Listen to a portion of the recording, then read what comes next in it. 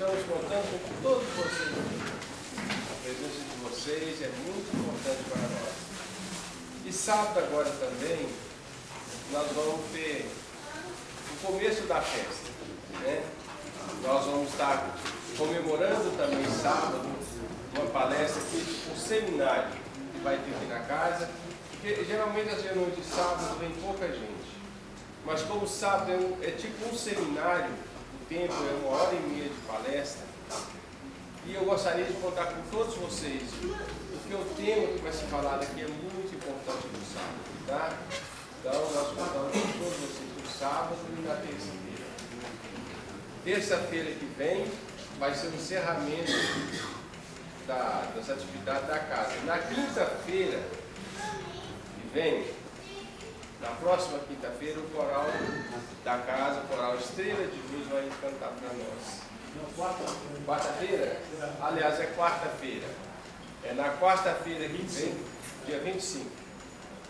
Vocês podem vir para compartilhar com o coral que vai estar cantando aqui para nós, né? Bom, então vamos aproveitar o momento. Nós vamos fazer uma surpresa hoje aqui para nós, para todo mundo, né? Sempre é eu que faço a pressa, o Valdir, a Marilda, né? É o nosso irmão ali, o Gaúcho. Ou não pedir a Cleia para fazer a pressa para nós. É o Emerson que vai fazer. Vigiando se o menino tem seu escada, você subiu, deu olha nada, você não olha nada. O Emerson conheceu ela bem pequenininha, né? E agora vai dar o prazer de ouvir a festa dela. Só vou fazer. Até que enfim eu vou ver essa mulher. Ai, só vou fazer primeiro. Boa noite, gente. Boa noite. Vamos elevar o nosso pensamento a Deus, nosso Pai maior. Agradecer a Ele por essa oportunidade de estarmos aqui, reunidos em seu nome. Pedimos a proteção da espiritualidade amiga para os nossos familiares, para os nossos lares, para aqueles nossos irmãos que estão nos hospitais, nas penitenciárias, aqueles nossos irmãos que se abrigam debaixo da ponte. Pedimos a sua misericórdia, Pai. Muito obrigada, Senhor, pela oportunidade da reencarnação. Muito obrigada pelas bênçãos de cada dia. Que assim seja, graças a Deus. Agora, meu amigo, faça a foto. Deixa eu pegar um. Boa noite, gente. Boa noite. Vocês já desligaram os celulares?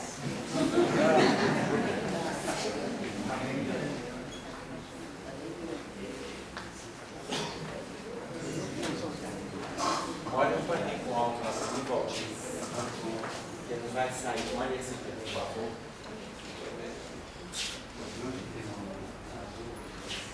Tem algo? Não para de dentro. Olha só, o nosso tempo, vocês me conhecem, uma boa parte me conhece. Eu sou do La Fraternidade Maria de Nazaré, ela é um abrigo com crianças, adolescentes e adultos especiais com paralisia cerebral. Fica aqui pertinho, no bairro Santa Mônica. Quem tiver a chance de conhecer, a gente marca uma visita. Certo? A visita é marcada comigo, Isaldino, Valdir, Eliane, tem meu telefone até no umbral. Então não é difícil achar a gente. Combinado? Ô Cléber, achou lá, meu filho? Cadê a Cléber? Deixa eu ver se o pano sem álcool vai. O apagador não apaga. É porque eu vou usar esse quadro? Não, tem que ter mais do que fé e a minha não está suficiente. Nós vamos falar a respeito da superação da culpa. E aí, quando a gente pensa neste tema, a gente começa a pensar o seguinte: temos culpa? Vocês estão na dúvida. Adoro falar para inocente.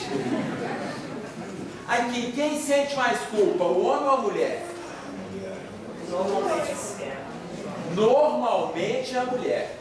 Normalmente. Ah, mas os homens também sentem culpas? Sente ou não? Sente. Quem manifesta mais? A mulher. A mulher manifesta mais. Os dois sentem culpa. Por que que existe a culpa? Por que que existe culpa? Algo para a gente errou. algo que fala dentro de nós, que mostra que a gente cometeu erros. Agora, se é tranquilo para todo mundo que existe a culpa, por que a mulher agrava? Vocês já notaram que a mulher agrava mais? Ou ninguém nunca notou, só eu que vi isso? Não, porque a mulher é mais sensível. Ah, porque a mulher é mais sensível? Em partes. Não em partes não, ela é em todas as partes. Em todas as partes, a mulher é mais sensível. Mas, veja bem, a mulher, ela traz para ela o agravamento do erro. A mulher agrava, aquilo que está errado, pronto, acabou, está resolvido. E aí nós vamos ver o que a mulher faz e o que o homem faz. A gente vai se situar, eu não vou falar, isso é o homem, isso é a mulher. Não vou colocar isso. Mas alguma coisa dá errado, a mulher tende a trazer para si a responsabilidade. Aí trazendo, vou pegar um exemplo, quando você traz isso para a educação com os filhos.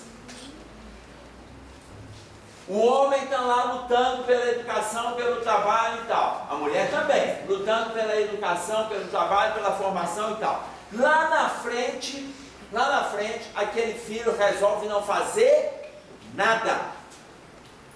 Ele resolve ser ocioso, preguiçoso, malandro, sanguessuga.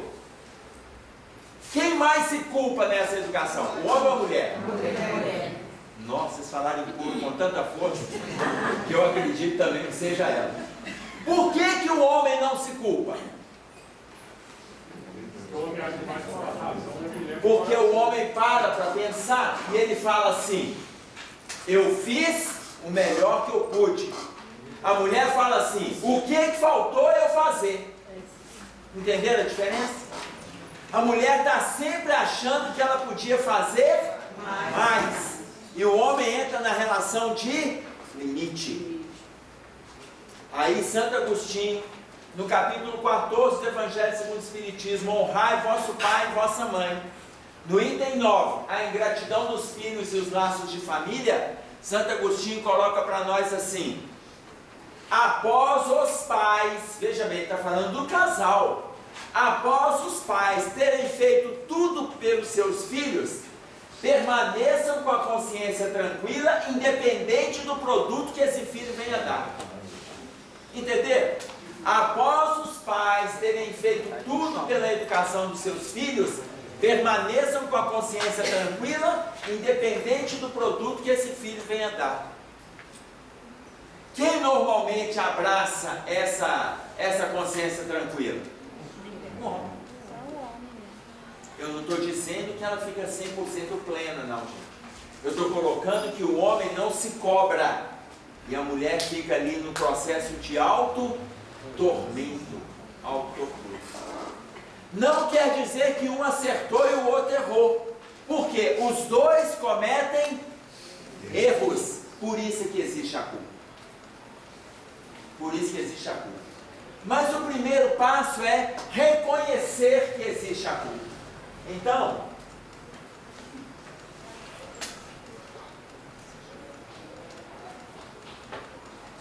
vamos colocar aqui o equívoco. Equívoco. Todo mundo comete equívocos? Sim. Ok. Se todo mundo comete equívocos, então todos nós temos culpas.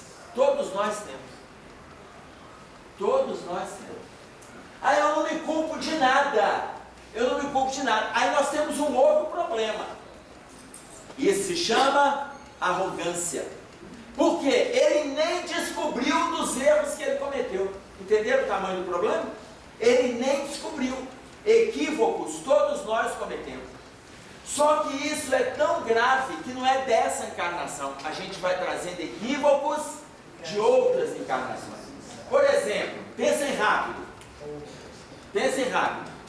Qual foi a última frase que Jesus falou aqui na terra? Senhor, perdoai porque isso é culpa. Essa não foi a última frase que ele falou aqui na terra. Mas isso está tão gravado na nossa cabeça que quando a gente fala em Jesus, qual a primeira imagem que vem na nossa cabeça? A primeira, Jesus pregado na cruz. Isso é culpa. A primeira imagem que chega para nós é Jesus crucificado. Quando a gente fala qual é a última frase de Jesus aqui na terra, a gente pensa: Senhor, perdoai. Ele falando com Deus: Pai, perdoai porque não sabe o que faz. Gente, essa não é a última frase dele, não. Depois que ele falou isso, na cruz, ele fala com Deus: em tuas mãos entrego o meu espírito. Depois ele é retirado da cruz, vai para o túmulo, ressuscita. Quando ele aparece de novo ao lado de Madalena, Madalena vai tocar nele, o que ele fala? Não me toques, porque ainda não retornei ao meu Pai. Mas diga aos meus irmãos que esta noite estarei com eles. Parênteses. Quando ele fala para Madalena: não me toques, porque ainda não retornei ao meu Pai, naquele momento que ele ficou entre o túmulo e o aparecimento, o reaparecimento, ele foi nas zonas mais profundas de sofrimento fazer o quê?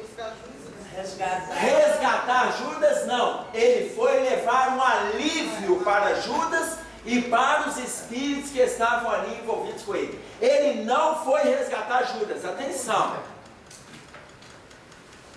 Ele não podia tirar Judas daquele sofrimento, gente. Por quê? Porque foi Judas quem provocou aquilo ali. Chama-se lei de ação e reação. Então o que Jesus faz? Ele leva o conforto para Judas, mas ele não vai lá retirar Judas. Ele leva o conforto, pronto, depois ele volta. Aí quando Madalena vai tocar nele, ele fala: não me toques, porque ainda não retornei ao meu Pai. Ou seja, ele estava trazendo essas vibrações pesadas da região que ele visitou. Quem coloca para nós que ele não foi resgatar Judas é Maria Dolores, do livro Somente Amor. Ele não foi resgatar, mas ele foi aliviar Judas. Depois ele fala: aviso aos meus irmãos que esta noite estarei com eles. Aí ele reúne com os discípulos, conversa com eles. Qual foi a última frase que Jesus falou quando esteve conosco aqui na terra?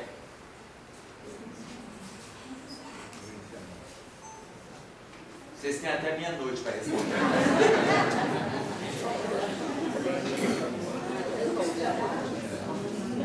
Última frase. Estarei convosco. Eis que estarei convosco até a consumação dos séculos. Essa é a maior mensagem de esperança que o Cristo deixou para nós. E é exatamente essa que a gente esquece. Essa é a porcaria da nossa cabeça. Essa a gente esquece. A mensagem de esperança a gente esquece. A mensagem de culpa está lá: Senhor, perdoar porque não sabe o que faz. Qual a imagem de Jesus crucificado? Todos os órgãos públicos, quando você vê a imagem de Jesus, você não vê Jesus com a mão na cabeça da criança, você não vê Jesus com a criança sentada no colo, naquele momento que ele vai falar: deixai vir a mim as criancinhas, porque deles é o reino dos céus, como está no capítulo 10 de Marcos. Você não vê Jesus curando o coxo, você não vê Jesus dando a visão para o cego, você não vê Jesus ali no lago de Siloé. Você vê Jesus crucificado, todos os órgãos. Como que a gente traz o reforço da culpa dentro de nós? Como que a gente traz? E aí a nossa mente não grava a maior mensagem de esperança que a gente tem. Eis que estarei convosco, está no capítulo 27 de Mateus, no último versículo. Eis que estarei convosco até a consumação dos séculos. Mas a gente reforça o equívoco, os nossos enganos. Ora, se nós temos enganos, descobrimos o engano, então vai aparecer o quê? A culpa. A culpa. Então todos nós temos. Aquelas pessoas que agravam a culpa, são aqueles que muitas vezes saem da vida pelas portas do suicídio. Tanto que, agravando o quadro de culpa, abraçam estados depressivos, e 72% das pessoas que se suicidam, 72%, estão envolvidos com a depressão. Sendo que a culpa é um dos 3 fatores espirituais, um dos 3, que causa estados depressivos. Quem vai colocar para nós? Joana de Ângeles, no livro Lampadário Espírita, penúltimo capítulo, capítulo 59, ainda a depressão. E ela vai falar de 3 fatores espirituais: a culpa, a rebeldia e a falta de fé. Quadros espirituais para o estado depressivo. Aqueles que não dão conta de elaborar e agravam o estado, muitos saem da vida pelas portas do suicídio. Outros que não ficam ali alimentando a culpa, alimentam uma consciência, e essa consciência leva à maturidade, e a pessoa continua a sua caminhada. Este quadro aqui é raro, reconhece que errou, se conscientiza do erro, amadurece. Mas o que é essa maturidade? É ir atrás daqueles, ou daquele que você prejudicou, refaça essa relação, responsabiliza-te pelo engano que cometeu e amadurece. Caminhada séria. Quem vai colocar isso para nós? Nise da Silveira, no livro que se chama Reconstruindo Emoções, no capítulo intitulado Superando a Culpa. Superando a culpa. A Nise foi psiquiatra na Terra no século XX, conviveu conosco quase 100 anos. Quase 100 anos. Desencarna um pouquinho antes do ano 2000, e a primeira obra que ela manda do plano espiritual se chama Reconstruindo Emoções, por uma médium do Rio de Janeiro, Iraci Campos de Noronha. Tudo bem? Mas a maioria abraça o outro caminho. A maioria faz o outro trajeto. A culpa gera tensão. A culpa gera tensão. O que é tensão? Nervosismo. Tensão traz agressividade.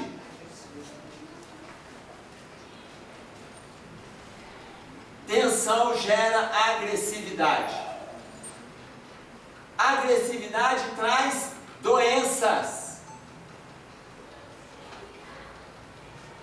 Doença gera aflição.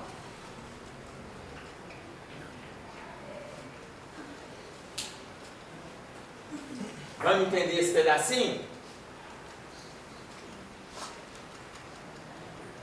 A culpa gera tensão, gera nervosismo.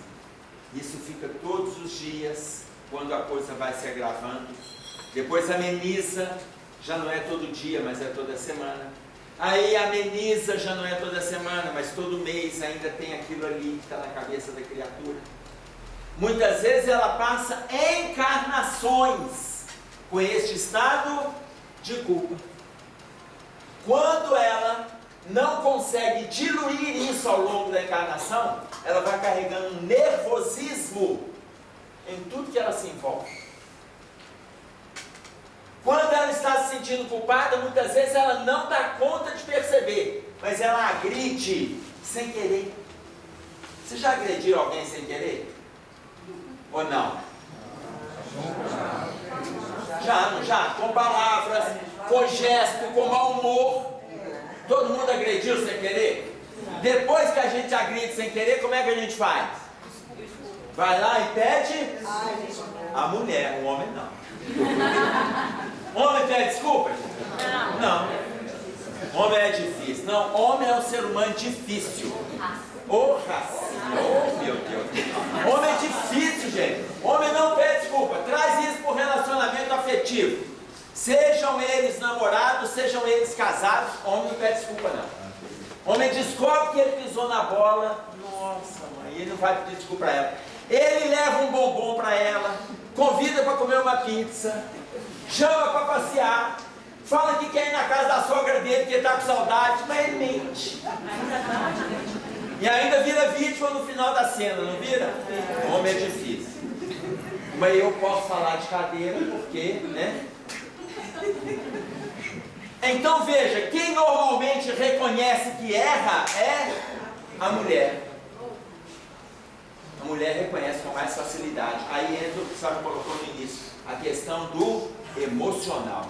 A sensibilidade permite essa visão mais ampliada.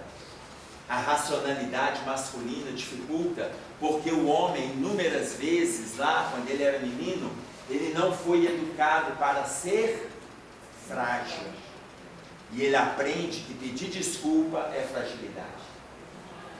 Ele aprende que pedir desculpa é fragilidade, que pedir desculpa é fraqueza, que pedir desculpa é sensibilidade excessiva, ele aprende. Então, quando ele está errado, ele faz agrados, mas não verbaliza que é cachorro. Ele vai fazendo agrados. É uma maneira dele pedir desculpa. Entenderam? É uma maneira dele pedir desculpa.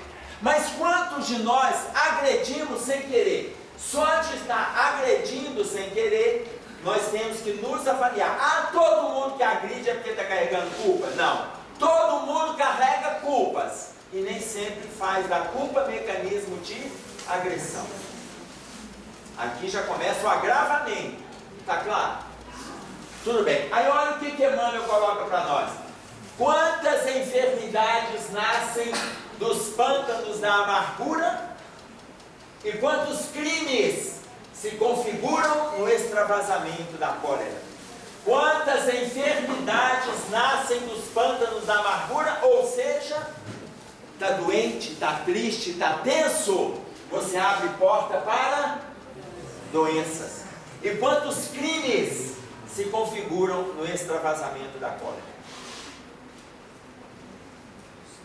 Envolvido com essas situações aqui, vai gerar aflição. Todo mundo que está doente nos aflige? Aflige. Se você tem um pai doente, um filho doente, a esposa doente, o marido doente, a mãe doente, isso nos incomoda ou não? Sim, nos incomoda. Gera aflição. Tudo bem até aqui?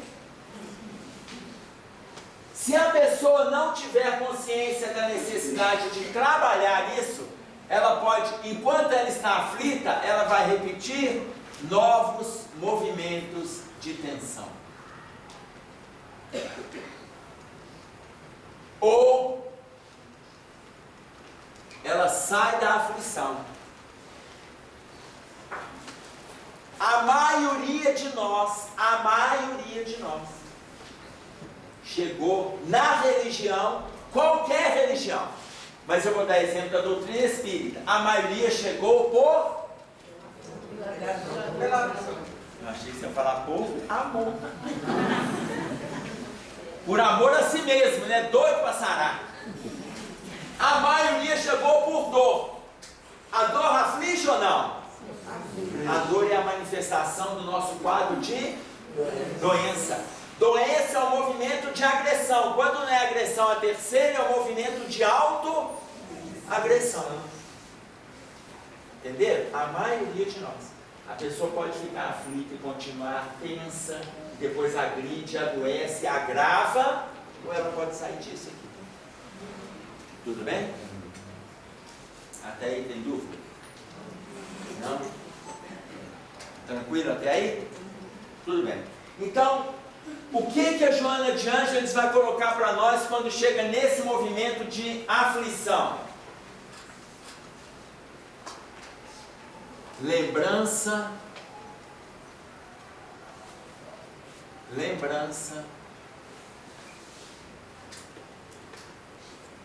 da falta. Nesse movimento de aflição, começa uma lembrança. É uma lembrança inconsciente do engano que você cometeu. Ah, mas como eu vou lembrar de uma coisa inconsciente? Se está inconsciente, a gente não lembra. Parece contraditório, não parece? Mas vem uma dor no seu corpo, um mal-estar no seu corpo, e você começa a fazer as analogias. Para eu estar sentindo isso, eu devo ter feito aquilo. Eu devo ter feito. Lembrança inconsciente. Mas para ficar mais claro, vamos pegar o livro Obsessão e Desobsessão da Sueli Calda Schubert.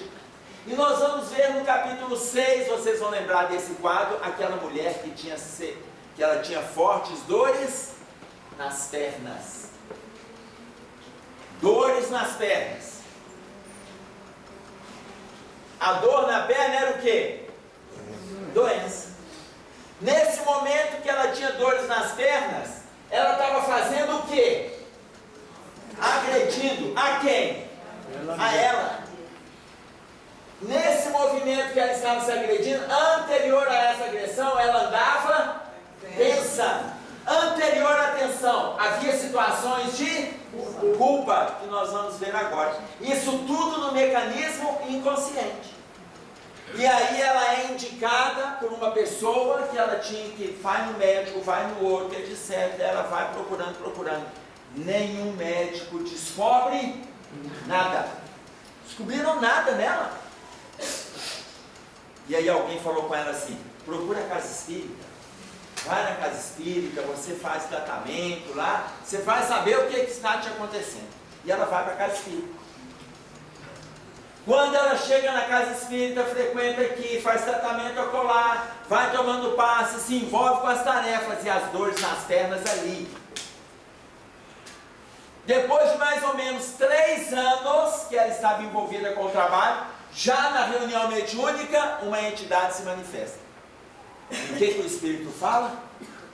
Na hora que o dirigente da reunião começa a colocar para o Espírito que é importante ele perdoar, aí ele já chega para o dirigente falando: não precisa me falar de perdão. O meu problema é com fulana. O meu problema é com fulana. Ela está sentindo dores nas pernas e ela lá na mesa. Ela está sentindo dores nas pernas porque eu sou o responsável pelas dores que ela sente nas pernas. E aí o espírito o dirigente começa a falar sobre o perdão e tal. Não. Ela tem que se desvincular de mim. Ela tem que se desvincular. Na encarnação anterior, disse o espírito, aí começa a trazer até aqui. A dor na perna representa uma falta, mas ela não lembrava. Mas para quem já é espírita, sabe que se ele está sofrendo hoje, é porque ele plantou ontem. Não precisa de saber com exatidão, mas ele sabe que tem ação e reação. E aí o espírito chega e fala com ela: na encarnação passada eu era escravo, eu era o seu escravo, e você me deixou amarrado no tronco por não concordar com determinadas posturas que eu tinha, e eu fiquei amarrado no tronco pelas pernas, e eu fiquei acorrentado até que o sol, a fome, a sede consumisse com a minha vida. E hoje eu estou acorrentado às suas pernas. Basta você me pedir perdão por aquilo que você me fez, e eu te libero da sua dor. Ele trouxe para ela essa lembrança de forma lúcida. E aí o dirigente da reunião silenciou e esperou que ela se manifestasse. O que ela disse? Eu não vou pedir perdão para o negro escravo. O espírito olhou para ela e falou o quê? Pois bem, eu vou me retirar, Mas saiba, todas as vezes que você sentir dor, todas as vezes, é porque eu estou acorrentado às suas pernas. Enquanto você não me pedir perdão por aquilo que você me fez, a gente não se liberta. Sueli Caldas Schubert encerra esse capítulo dizendo: e até hoje, no final de sua vida, ela recebe uma equipe de passes na sua casa para receber o alívio do passe atenuante, mas não resolveu o problema da dor. Ou seja, inconscientemente, ela carregava uma culpa por um equívoco que ela cometeu, mas não reconheceu. Não reconheceu por uma questão de orgulho. Questão de orgulho. Vai morrer com esse orgulho. E morre com orgulho e com a dor. Tanto que no final da vida dela, ela desencarna com essa dificuldade. Aí vocês podem estar pensando assim: meu Deus do céu, se eu tiver um obsessor do meu lado, e eu até ajoelho no pé dele, me perdoa que eu até ajoelho. Já pensei isso Hã? Pensei isso agora. Pensou isso agora, não pensou? Pois é, por isso que ele não entrou, porque ele sabia que faria pensar isso. Ele ficou lá fora. Sabe por que ele ficou lá? Porque ele fala assim: lá dentro da casa espírita todo mundo entra, capeta e vira anjo, mas depois volta a ser o que é mesmo. Ele está te esperando. Mas porque na nossa cabeça funciona assim: nossa, mas se eu for pedir perdão, eu até ajoelho. E aí o que o obsessor olha para nós e vê? O que ele vê quando ele olha para a gente? Ele vê o nosso estado íntimo. Eu posso ajoelhar, mas ele sabe quando eu estou sentindo ou não. Ela, gente, essa mulher, ela foi absolutamente lúcida. Quando ela chega: eu não vou pedir perdão para um negro escravo. Ela foi lúcida. Ela podia sentar, podia subir de joelho na mesa, e o espírito ia olhar e falar assim: para com essa cena hollywoodiana, eu te conheço. Por que o espírito falaria isso? Porque sabia que ela estava mentindo. E aí entra a diferença quando nós queremos fazer movimentos de mudança. Movimento de mudança, gente, não é blá blá blá. Isso aqui que eu estou fazendo, olha, vocês estão vendo aqui, eu vou citando uma referência. Isso aqui é só estudar. Não quer dizer movimento de mudança. É só estudar. Qualquer um que estuda vem aqui e fala. Sentou, estudou, guarda uma referência, associa com a outra. Qualquer um fala. Falar não é mudar. Mudar é dia a dia. Se eu descubro que eu tenho uma dificuldade X, olha, avaliando tudo que eu já li, tudo que eu li, isso tem relação com o meu passado em tal e tal área, assim. Eu sei que eu sou vaidoso, que eu sou arrogante, ou que eu sou ciumento, ou eu sou maledicente, eu penso negativo. Isso tem a ver com o meu estado íntimo. Ou seja, eu não lembro de forma clara, mas eu sei que eu estou relacionado com uma falta. Dúvida.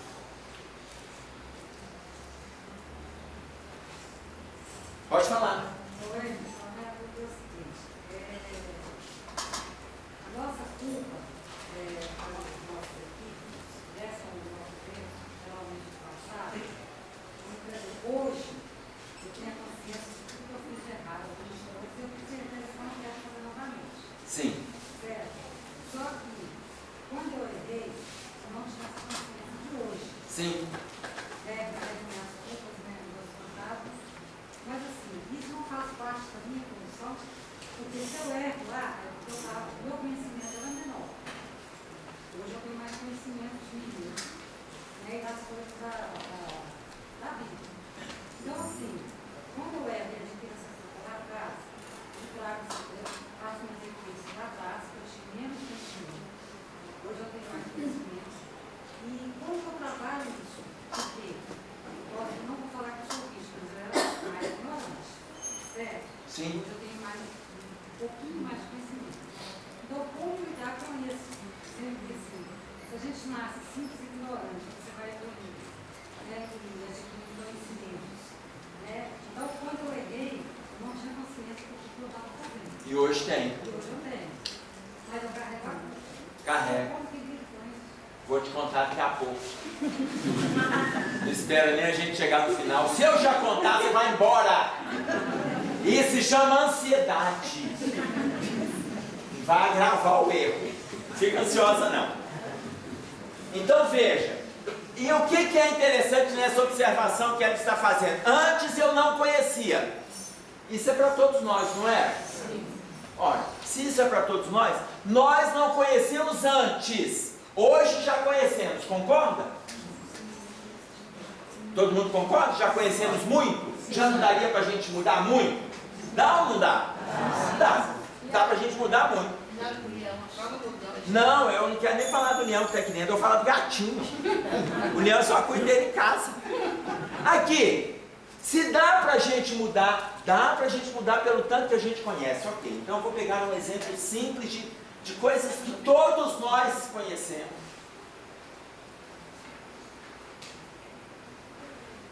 E vamos ver se a gente mudou. Esse ano, eu gosto de pegar um exemplo fácil para todo mundo.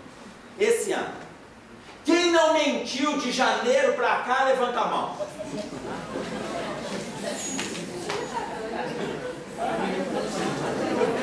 Tá difícil?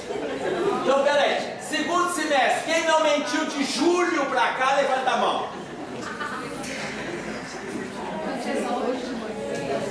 Quem não mentiu em setembro, então? Pronto. Viu tanto que a gente conhece e que a gente não pratica?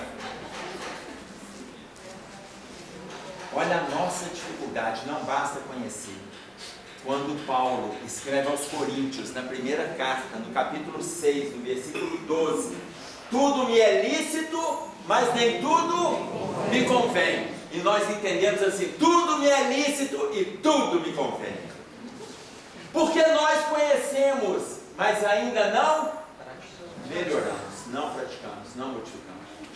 Então, eu posso usar essa justificativa, essa que você disse. No passado eu não sabia, então eu matava, eu me destruía, eu me alcoolizava. No passado eu fiz tudo que era atrocidade. Hoje eu já sei que aquilo está errado. E as pequenas coisas que eu faço hoje, que essa aqui eu também já sei. Eu peguei um exemplozinho chamado mentira. Só esse. Só esse. Hoje é quinta. Quem não mentiu essa semana? Domingo pra cá, gente. Me poupa aí. Às vezes a pessoa fala assim, eu não menti. Eu não menti, estou tranquilo. Aí eu dou um exemplo. Olha, quando o seu celular tocou e você viu a pessoa. Ah, não vou atender não. 4 horas depois você liga para ela e fala com ela assim, agora que eu vi sua ligação. Mentiu. Ou seja, olha o tanto que está difícil a gente colocar em prática o pouco que a gente conhece. Eu imagino muito, gente. É difícil. Então nós estamos colocando aqui em gráfico, está em gráfico, aquilo que é absolutamente teórico na nossa vida. Porque a prática, eu brinquei com ela, falando assim, o obsessor está lá fora. Muitos não puderam entrar. Muitos não têm condições de entrar, porque vão promover tumultos. Então, a casa que tem a sua proteção, nem todos estão permitidos. Outros entraram. Mas não é o que a gente está fazendo aqui. É o que a gente vai levar daqui após as nossas reflexões. Não só aqui, as pessoas, os familiares, os filhos. O sair daqui. É isso. Mostrar alguma coisa boa que já sai dentro do coração e mostrar para outras pessoas. Aí eu vou pegar esse exemplo. O que nós estamos aprendendo aqui? Como que a gente vai sair? André Luiz conta para nós que ele estava, livro Missionários da Luz, estava saindo de uma casa espírita e saindo a mãe com o filho mais velho, o filho adulto, a mãe e uma filha adolescente. Os três estavam saindo da casa espírita, e aí eles começaram a comentar: nossa, foi boa a reunião hoje, né? Foi boa, os dois adultos comentando. E aí, falei: não foi, gostei também. Mas falar é fácil. Falar é muito fácil. O difícil é colocar em prática. Ficar falando lá na frente, isso aí. Na hora que eles começaram a falar que é fácil, os obsessores daquele grupo familiar se aproximaram.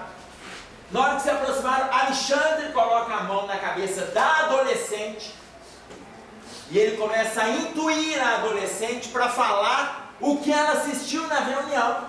E ela: gente, mas foi tão bacana, lá na minha sala falaram isso, falaram aquilo e tal. A hora que ela começa a falar, sob a orientação do orientador Alexandre, o irmão olha para ela e fala assim: você é nova ainda, eu quero ver quando você chegar na idade que eu cheguei, e falar com essa satisfação, com esse prazer todo, depois de enfrentar as dificuldades que eu já enfrentei. Aí a mãe entra e fala assim: e esse seu irmão tem razão, e quando você chegar na minha idade ainda vai ser pior. E aí eu quero ver você falar com essa satisfação. No momento que os dois se posicionam contra a garota, o Alexandre tira a mão da mente da criança, da jovem, ela silencia, os dois continuam falando dos problemas do dia a dia, os obsessores dão o braço para eles e eles levam os obsessores para casa. Então, quando acabar essa reunião, vê lá o que vocês vão falar da minha reunião. Vê lá o que vocês vão falar. Olha quem que vocês vão levar para casa. Tratem de falar bem. Tratem de falar bem, porque está todo mundo esperando lá fora.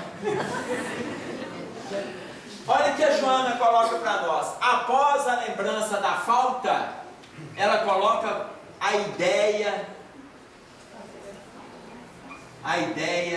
rediviva.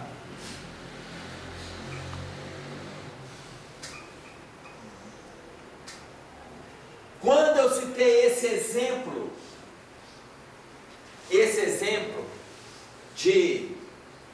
do livro Obsessão e Desobsessão, a lembrança da falta, o espírito certifica aquela médium da dificuldade, certifica aquela médium, e aí vem a ideia rediviva, ou seja, quando ele coloca para ela que ele era escravo dela, ela vem logo a negação que ela tem em relação ao negro. E aí ela afirma o quê? Eu não vou pedir perdão para um negro escravo. A ideia é rediviva. Aflora dentro dela o tamanho da dificuldade que ela tem.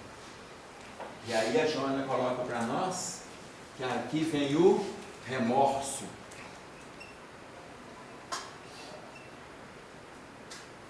O remorso mostra para nós dois caminhos. Ou, o que é remorso? Ficar remoendo o drama interno. Ou fortalece a culpa, ou a pessoa parte por outro passo.